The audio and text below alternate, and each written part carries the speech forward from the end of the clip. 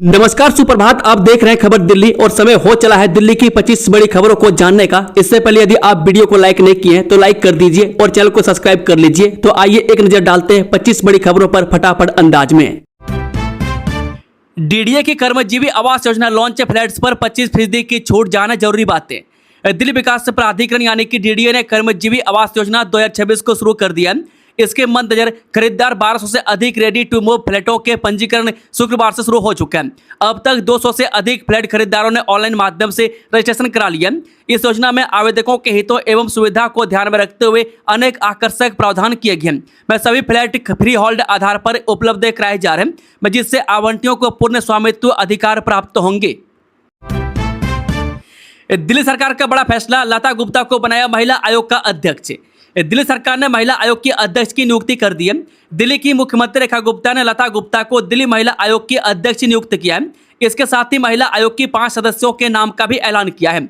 बता दें कि मुख्यमंत्री रेखा गुप्ता ने दिल्ली महिला आयोग की अध्यक्ष लता गुप्ता के साथ 5 और महिलाओं को महिला आयोग की सदस्य के रूप में नियुक्त किया है।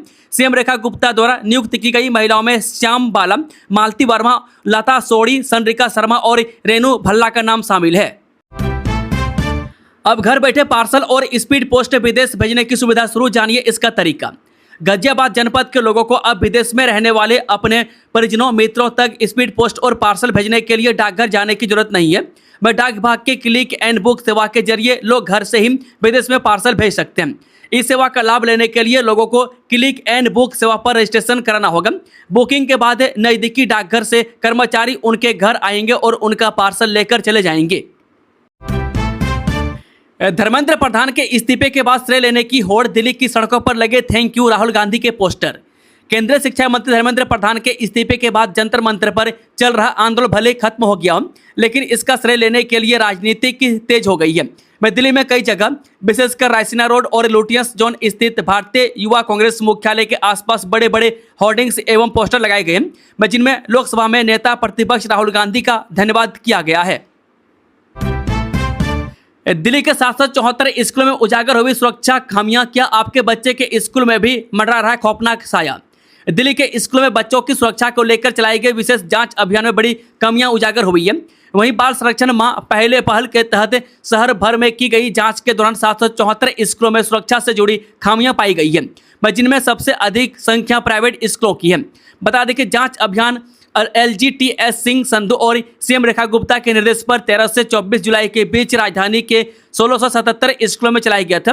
वह जांच राष्ट्रीय बाल अधिकार संरक्षण आयोग, दिल्ली बाल अधिकार संरक्षण आयोग यानी कि DPCCR और पॉक्सो अधिनियम के आधार पर तैयार स्टूडेंट सेफ्टी चेकलिस्ट के जरिए की गई। दिल्ली में बदला मौसम का मिजाज, कई इलाकों में झमाझम बारिश, यमुना पार में हुआ जल भराव। दिल्ली में रविवार को कई इलाकों में झमाझम बारिश हुई, जिससे गर्मी और उमस से कुछ राहत मिली। हालांकि पूर्वी दिल्ली के यमुना पार क्षेत्र में जलभराव की समस्या सामने आई है। मौसमी उतार चढ़ाव के बीच रविवार को भी राजधानी दिल्ली के कई इलाकों में झमाझम बारिश हुई। बारिश से गर्मी और उमस से कुछ राहत मिली है। पूर्वी दिल्ली के यमुना पार इलाके में कुछ देर की ही बारिश में जलभराव हो गया। इससे लोगों को परेशानी का सामना करना पड़ रहा है। NEET UG paper leak case में राउज एवेन्यू की फास्ट ट्रैक कोर्ट में होगी पहली सुनवाई, दिनेश विकास ने दायर की थी याचिका। नीट यूजी पेपर लीक मामले में राउज एवेन्यू की फास्ट ट्रैक कोर्ट में पहली सुनवाई होगी। यह कोर्ट दिनेश और विकास बिवाल की जमानत याचिका पर सार्वजनिक परीक्षा अधिनियम 2024 के तहत सुनवाई के लिए तैयार है। PWD में होगी आर्किटेक्ट्स की नई तैनाती, दिल्ली के अस्पताल, फ्लाईओवर और स्कूलों के डिजाइन में होगा सुधार। लोक निर्माण विभाग अपनी वास्तुविद यानी कि आर्किटेक्ट विंग को मजबूत करने की दिशा में कदम बढ़ा रहा है। विभाग ने उत्तरी, पूर्वी और दक्षिणी जोन में वास्तुविदों की तैनाती शुरू कर दी है। बता दें कि उत्तरी जोन में लंबे समय से रिक्त पड़े मुख्य वास्तुविद के पद पर नियुक्ति की गई है, जबकि एक अन्य वास्तुविद की भी तैनाती की तैयारी है। विभाग का उद्देश्य भवनों और सार्वजनिक ढांचों की डिजाइन, गुणवत्ता तथा कार्यान्वयन में विशेषज्ञों की भूमिका बढ़ाना है, ताकि भविष्य की परियोजनाओं में बेहतर योजना और निगरानी सुनिश्चित की जा सके। दिल्ली में कैब ड्राइवर की हत्या का सनसनीखेज खुलासा, लूट के लिए दिया था वारदात को अंजाम। पूर्वी दिल्ली की कृष्णा नगर पुलिस ने कैब चालक विजय कुमार की हत्या का मामला 24 घंटे में सुलझा लिया। वह लूट के इरादे से हुई इस वारदात में एक नाबालिग सहित 3 आरोपी गिरफ्तार किए गए, जबकि एक फरार हैं। दिल्ली मेट्रो के सभी स्टेशन आज खुले हैं, यानी बंदे घर से निकलने से पहले दूर कर लें कंफ्यूजन। दिल्ली मेट्रो के सभी स्टेशन अब यात्रियों के लिए पूरी तरह से खुल गए। वह छात्रों के विरोध प्रदर्शन के कारण 4 दिनों से बंद पड़े 18 प्रमुख मेट्रो स्टेशनों को खोलने से यात्रियों को बड़ी राहत मिली है। बता दें कि दिल्ली मेट्रो से यात्रा करने वाले यात्रियों के लिए राहत भरी खबर है। मैं दिल्ली मेट्रो रेल कॉरपोरेशन ने रविवार को अपने एक्स हैंडल पर पोस्ट कर जानकारी दी कि दिल्ली मेट्रो के सभी स्टेशन यात्रियों की सेवा के लिए खुल गए हैं। दिल्ली में सेब के दाम 30% तक बढ़े, हिमाचल से आधी रह गई आवक, जाने कब मिलेगी राहत। हिमाचल प्रदेश में बेमौसम बर्फबारी से सेब की फसल बर्बाद होने के कारण दिल्ली में सेब के दाम 300 से 350 रुपये प्रति किलोग्राम तक पहुंच गए। आजादपुर मंडी में आवक आधी से भी कम रहने से थोक भाव में 20 से 30% की वृद्धि दर्ज की गई है। दिल्ली में बिना हेलमेट और ट्रिपल राइडिंग पर ट्रैफिक पुलिस का शिकंजा, एक दिन में काटे 5033 चालान। दिल्ली ट्रैफिक पुलिस ने बिना हेलमेट और ट्रिपल राइडिंग के खिलाफ विशेष अभियान चलाया। इस दौरान एक दिन में कुल 5033 चालान काटे गए, जिसका उद्देश्य सड़क दुर्घटनाओं को कम करना और सुरक्षा बढ़ाना है। राजधानी में सड़क दुर्घटनाओं को कम करने और दोपहिया वाहन चालकों की सुरक्षा सुनिश्चित करने के लिए दिल्ली ट्रैफिक पुलिस ने बिना हेलमेट और ट्रिपल राइडिंग करने वालों के खिलाफ विशेष अभियान तेज कर दिया है। अभियान के दौरान शुक्रवार को शहर भर में प्रमुख चौराहों, राष्ट्रीय राजमार्गों, मुख्य मार्गों और संवेदनशील स्थानों पर व्यापक स्तर पर जांच अभियान चलाया गया। इस दौरान बड़ी संख्या में ट्रैफिक पुलिस कर्मियों की तैनाती कर मोटर वाहन अधिनियम के प्रावधानों का सख्ती से पालन कराया गया। प्रदर्शन के बाद जंतर मंतर पर एनडीएमसी का बड़ा सफाई अभियान, 25 मीट्रिक टन कचरा हटाया गया। एनडीएमसी ने जंतर मंतर और आसपास के इलाकों से शुक्रवार को 25 मीट्रिक टन मिश्रित कचरा उठाया, जो गुरुवार की तुलना में काफी अधिक था। इस भारी मात्रा को देखते हुए नागरिक निकाय ने पूरे क्षेत्र में 24 घंटे सफाई व्यवस्था बनाए रखने के लिए अतिरिक्त संसाधन और कर्मचारी तैनात किए हैं। पेपर लीक विवाद पर बीजेपी का पलटवार, पंजाब सरकार और विपक्ष को घेरने के लिए बन रही रणनीति। भाजपा ने पेपर लीक के मामले पर प्रधानमंत्री मोदी के कदमों की सराहना करते हुए विपक्ष पर निशाना साधा। पार्टी ने पंजाब में लगातार हो रहे पेपर लीक को लेकर शिक्षा मंत्री हरजोत सिंह बैंस के इस्तीफे की मांग की है। बता दें कि पेपर लीक के मामले प्रधानमंत्री मोदी द्वारा उठाए गए कदमों की भाजपा ने सराहना की है। इसके साथ ही भाजपा नेता विपक्षी दलों पर निशाना साध रहे हैं। पंजाब में पेपर लीक व परीक्षाओं में गड़बड़ी की शिकायतों को लेकर वहां के शिक्षा मंत्री से इस्तीफे की मांग की है। दिल्ली भाजपा अध्यक्ष हर्ष मल्होत्रा ने कहा कि छात्र आंदोलन का समाधान निकालने में प्रधानमंत्री संवेदनशीलता एवं संवाद कौशल की सभी सराहना कर रहे हैं। युवाओं के बीच प्रधानमंत्री की लोकप्रियता और भी मजबूत हुई है।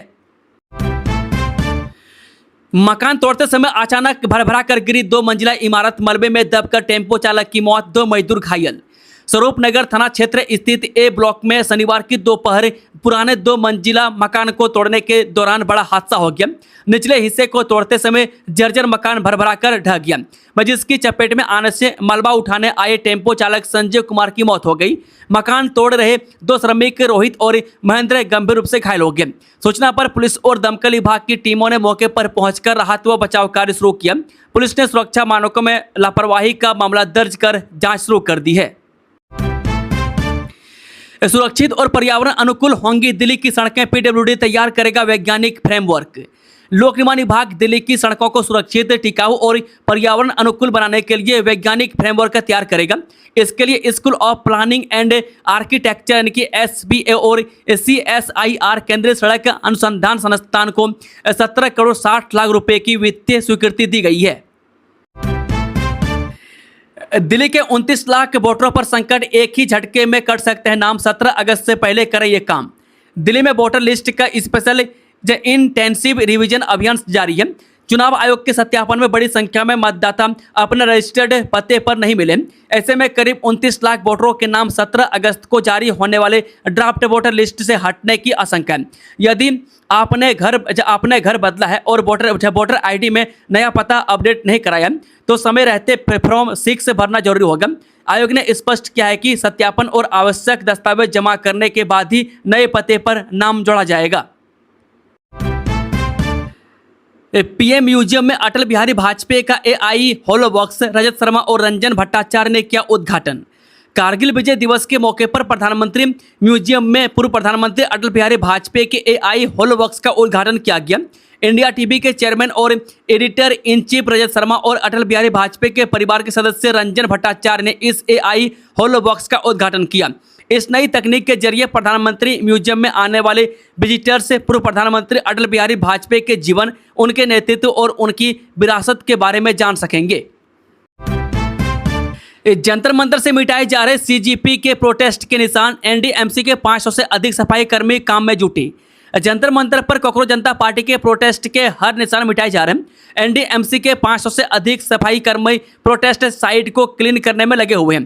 रात के 2 बजे के करीब जब जंतर मंतर पर कोई नहीं था, मैं सिर्फ NDMC के सफाई कर्मी नजर आ रहे थे। मैं कोशिश ये की जा रही है कि सुबह जब लोग आए तो पहले जैसा ही जंतर मंतर नजर आए।